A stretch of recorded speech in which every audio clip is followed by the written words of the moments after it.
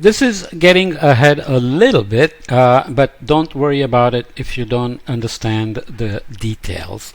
But definitely you have been exposed to the concept that there are predictions being made for weather, for climate, for cyclones, rainfall, and so on and so forth.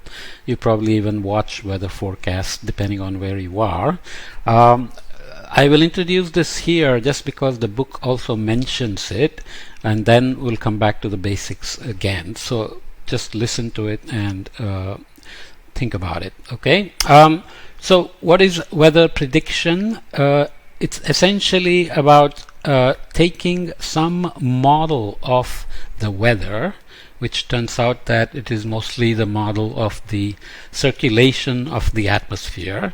Remember, the third part of this course will be on Introduction to Climate Models, during which time we'll get more into how the models are actually constructed. There are equations which solve for momentum and energy and thermodynamics and equation of state, how the state of the water changes, and so on and so forth. So we start the model at a particular time, let's say 6 a.m. of every day, and we integrate it forward. What is prediction? Basically, you want to know what are the winds, the temperature, the humidity, and so on at this moment at 6 a.m. And then you want to have a model that tells you what will happen at 12 p.m. of that day, 5 p.m. of that day, 12 a.m. of the next day, and of that next day, and so on and so forth. So just imagine there is a model which is integrating forward, and the model needs to be initialized, which means the model needs to know every point on the globe or over a particular region, let's say over Corvallis or Mumbai. At every point, what are the temperatures, humidities, winds, and so on. And somehow it integrates these equations forward in time, and it says where we will end up after 6 hours, 12 hours, 18 hours, or whatever. And this schematic is just basically telling us that the initial conditions or the initial state of the weather is here. So there is difficulty in measuring temperature and humidity at every point in Mumbai, let's say, or over Corvallis. So we have some errors. So when we integrate the model is going to go into different directions, and it's going to end up in a big circle here of the average conditions of temperature, humidity, rainfall, winds, etc. After 6 hours or 12 hours. So this is the state of weather prediction, which means that because there is so much fast movement, because the atmosphere has low heat capacity and quickly warm and quickly cool down, move very fast because it's very light, and so on, it can go very fast. So the small errors here can go very fast into large uncertainties. So what we do is, after every 6 hours, we look at the real thing that happened. So at 6 a.m. you're making a forecast for let's say 12 p.m. And then at 12 p.m., when 12 p.m. comes, you're going to measure temperature, precipitation, winds, and see where it ended up and where your forecasts ended up. So this would be called the forecast uncertainty. And it turns out that because the atmosphere is so fast and has so low heat capacity, it has these so-called non-linear behaviors, fast growths in error, and so on. So if you try to forecast more than a few days, it becomes very chaotic and the predictions become meaningless. So weather can only be done, weather prediction can only be done for a few days, and this few days are up to 10 days in a place like Corvallis, where it can be only 1, 2, or 3 days in Mumbai, because in Mumbai these tropics, deep convection can happen, very fast warming, very fast rising air, condensation, storms, and rainfall can happen within a few hours. So The systems move very slowly at the latitude of Corvallis and give you time to make predictions for 7 days, 10 days, whereas in the tropics right now that's not so easy. So two things to remember: how long you can predict the weather depends on where you are on the planet, and weather in general tends to go chaotic after a few days because errors in the so-called initial conditions or the weather system when the forecast starts, small errors there can create large errors in the forecasts. Okay, beautiful work was done on this in the 1960s and 70s by Ed Lorenz at MIT, and you probably heard the chaos and fractal theories, dynamic systems, and so on. These are the kind of examples that led to that whole theory. So you may be asking, how come we can not make weather predictions for a few days, but we still said we can say what will happen in the winter. In September we can say what kind of winter we may have.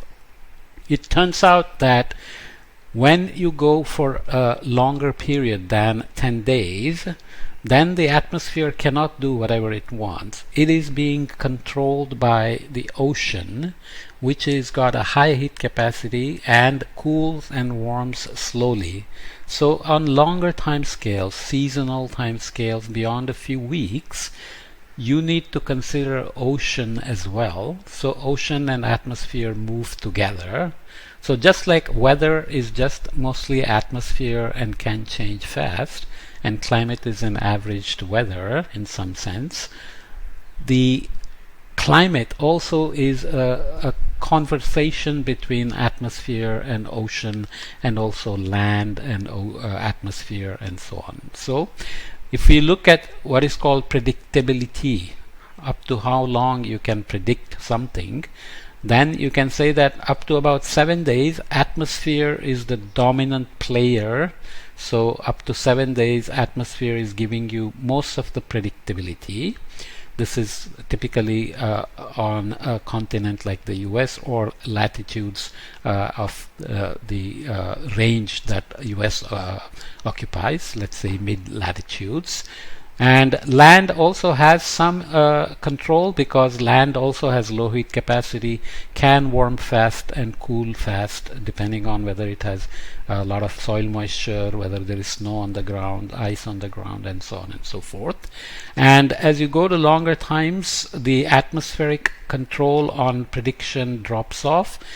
Land control drops off more slowly, but you can see it remains longer for various reasons like vegetation and moisture that can be deeper and so on.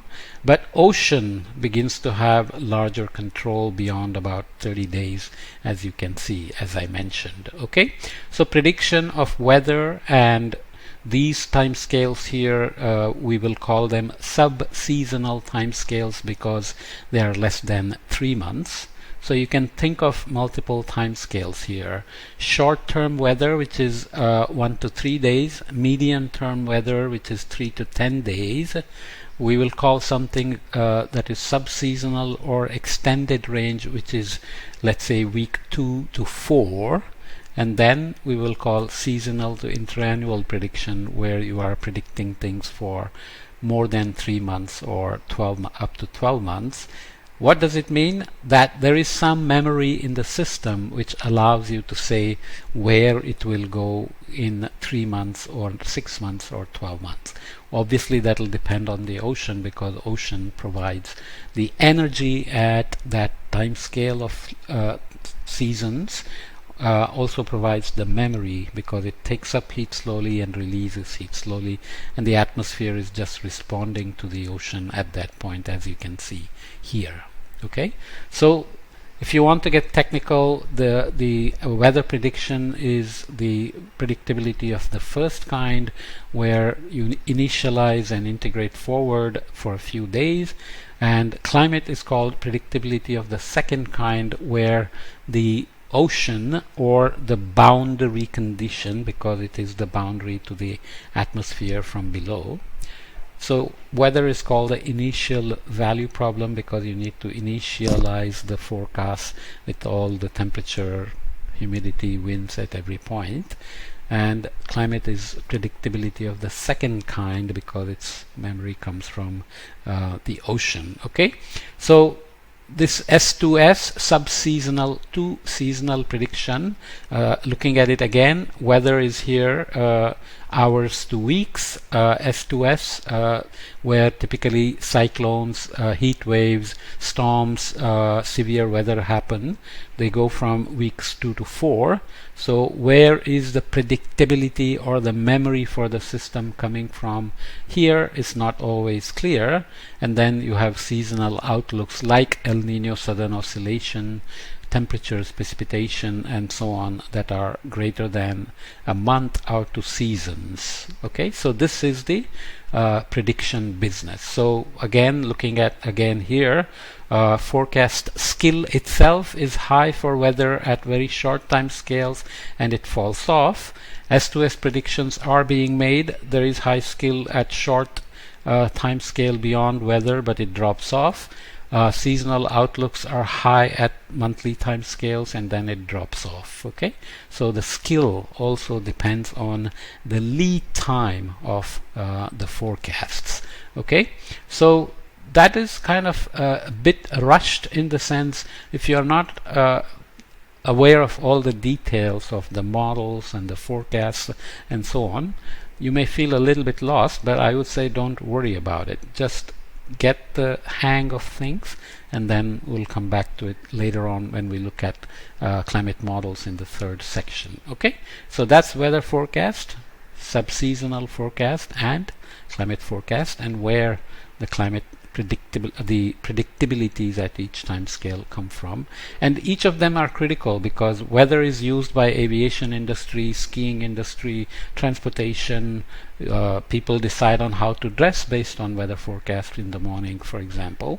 Sub-seasonal forecasts are very important for agriculture, for managing water resources, and health.